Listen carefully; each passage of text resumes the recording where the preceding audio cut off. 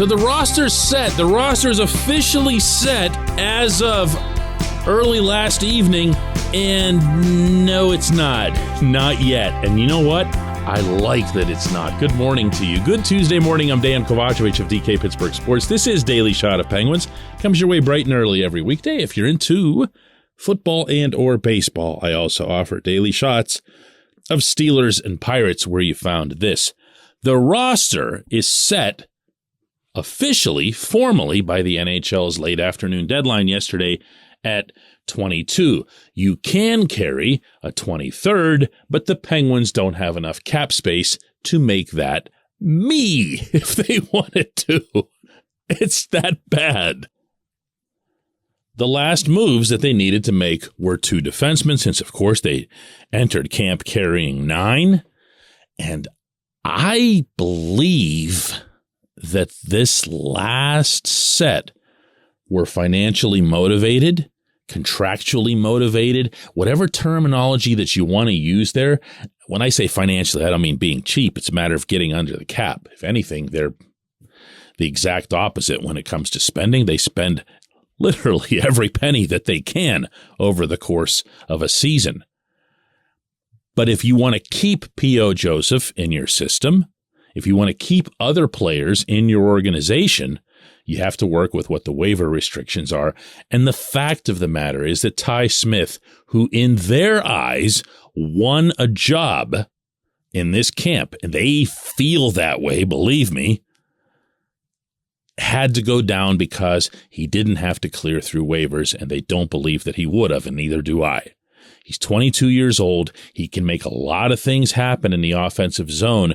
And with this team, he can make the defense core not just more mobile, but more active when it comes to the first pass, when it comes to supporting the rush, something that Mike Sullivan loves in ways that even he can't convey strongly enough.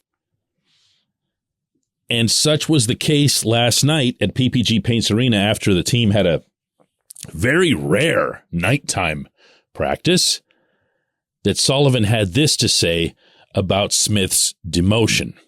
Well, our message to him was that we're really excited about the prospects of him being a Pittsburgh Penguin. You know, we have a lot of respect for Ty in his game. It's one of the reasons why I actually acquired him. You know, he's a young defenseman with a lot of upside.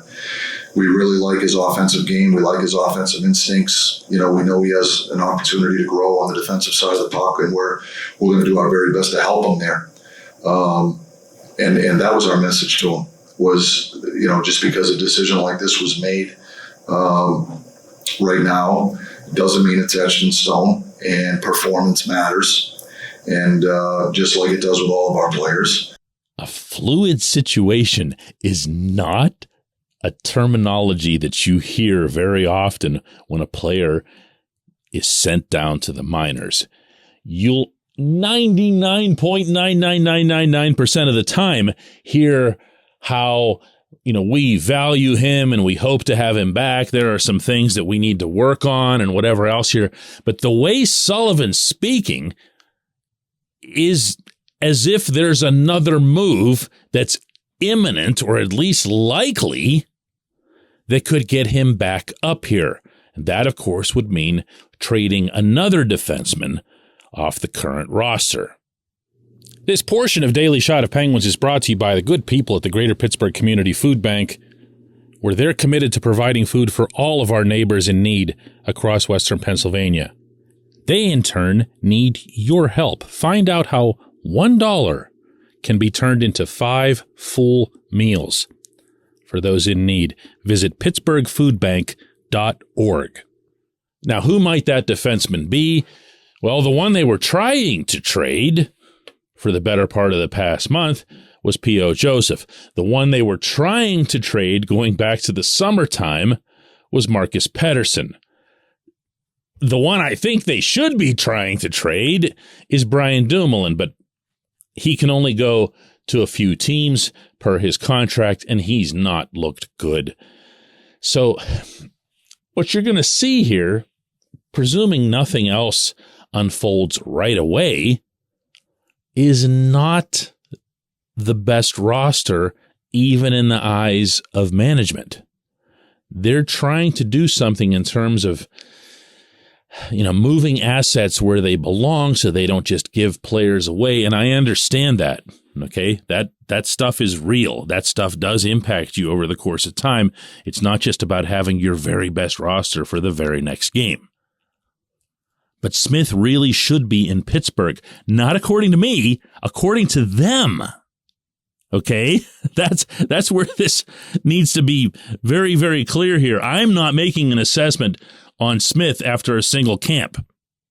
I'm making an assessment on how they feel about Smith and what he can do for the Penguins. When I was at the arena over the weekend and talking to some people there, the general feeling is that, A, they needed a little bit more mobility back there, but they needed it to be in a way where they could move the puck up the ice.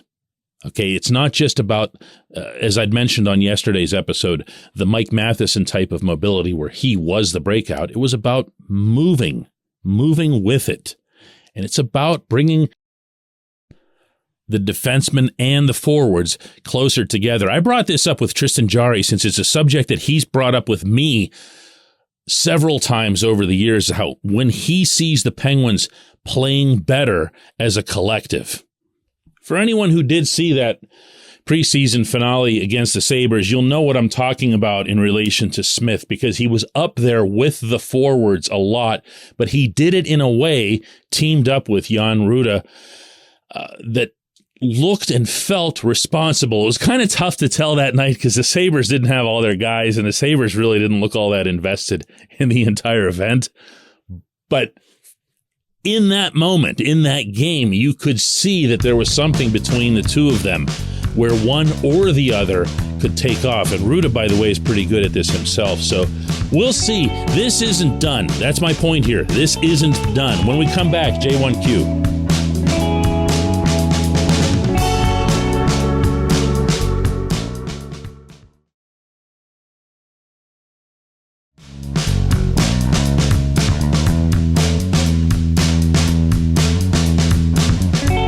J1Q comes from Ryan, who asks, DK, what do you think of the Ian Cole allegations, and do you think there's concern among Penguins management that he did some of that sort of thing while he was in Pittsburgh? I'm very concerned if Penguins players protected him. God, I hope not.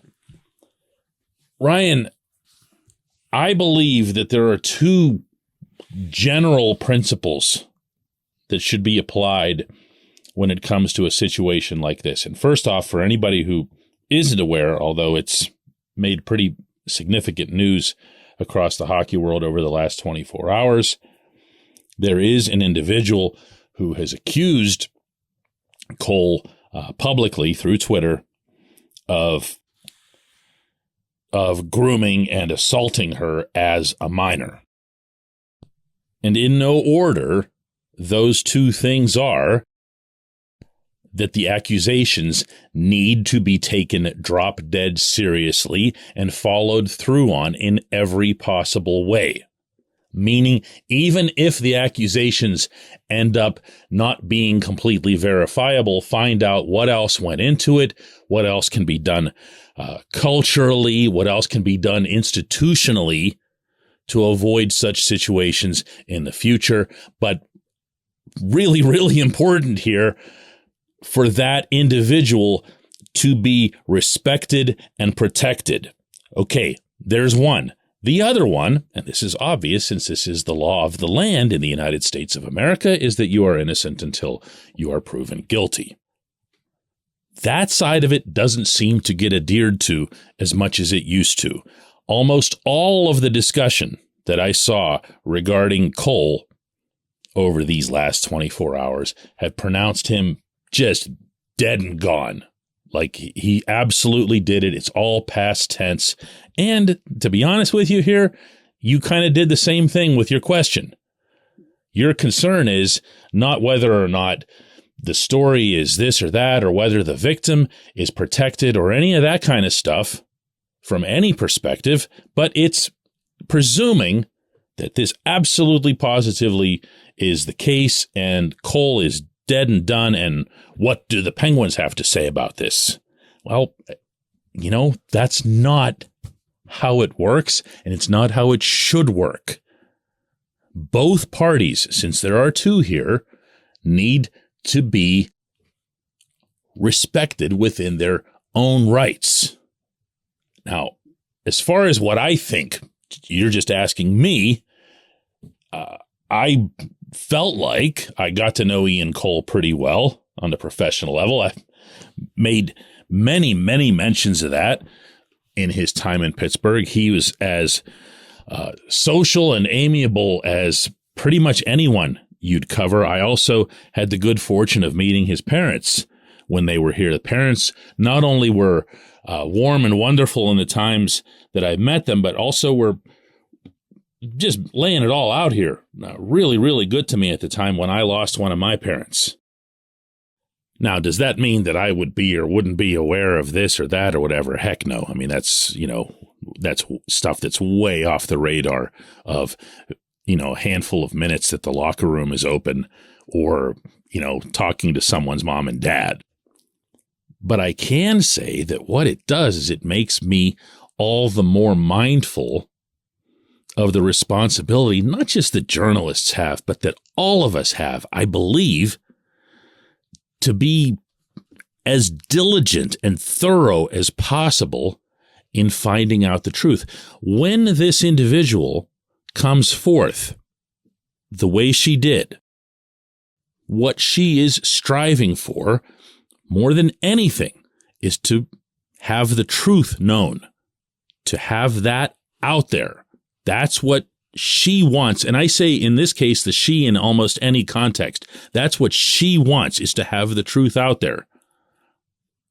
Cole issued a statement through his agent yesterday in which he said he 100% denies the accusations and he looks forward to the NHL's investigation of this. Okay, so what do? We wait. We wait, and we hope that the league has the best investigators on the case, that the league and everyone else involved finds out the truth, whatever that happens to be, and then we react accordingly, myself included. I appreciate the question. I appreciate everyone listening to Daily Shot of Penguins. We will do this again tomorrow.